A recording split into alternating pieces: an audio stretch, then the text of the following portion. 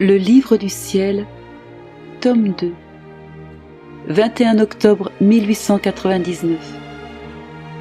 Les biens terrestres doivent servir à la sanctification de l'homme, et non pas pour qu'il s'en fasse des idoles. Après des jours très amers de privation, je me sentais épuisé. Cependant, j'offrais continuellement mes souffrances en disant à Jésus: Seigneur, tu sais ce qu'il m'en coûte d'être privé de toi, mais je me résigne à ta très sainte volonté. Je t'offre cette souffrance comme preuve de mon amour, et aussi pour t'apaiser. Je te la présente comme messagère de louange et de réparation, pour moi et pour toutes tes créatures. C'est tout ce que je possède, et je te l'offre, étant persuadé que tu acceptes les sacrifices de bonne volonté offerts sans réserve. Mais je t'en prie, viens, car je n'en peux plus. Je suis souvent tenté de me conformer à la justice, croyant que mes refus sont la cause de son absence. En fait, Jésus m'a dit dernièrement que si je ne me conformais pas, il serait obligé de ne plus venir et de ne plus rien me dire pour éviter de me faire de la peine. Mais je n'ai pas le cœur à le faire, d'autant plus que l'obéissance ne l'exige pas. Au milieu de mon amertume, une lumière attira mon regard. Ensuite, une voix me souffla à l'oreille.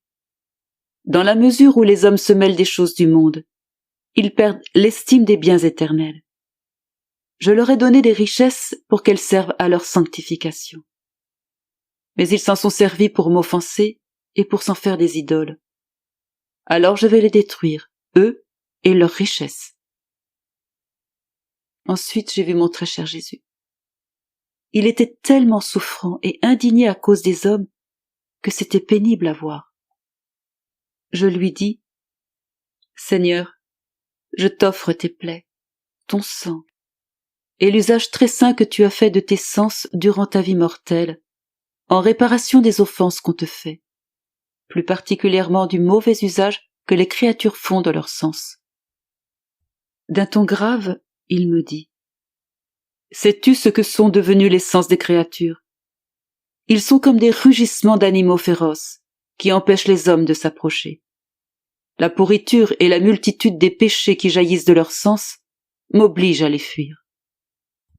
Je lui dis: Ô Seigneur, comme tu sembles indigné, si tu veux continuer à leur envoyer des châtiments, alors je veux me joindre à toi.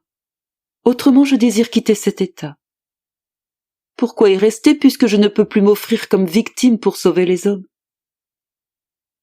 Alors d'un ton irrité, il me dit: Tu veux les deux extrêmes, soit que tu exiges que je ne fasse rien, ou que tu veuilles te joindre à moi. N'es-tu pas satisfaite que les hommes aient été épargnés en partie? Crois-tu que la ville de Corato est la meilleure et celle qui m'offense le moins?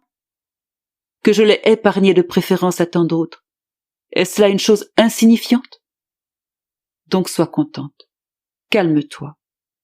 Pendant que je châtie les gens, accompagne-moi avec tes désirs et tes souffrances, en priant pour que ces châtiments amènent les gens à se convertir.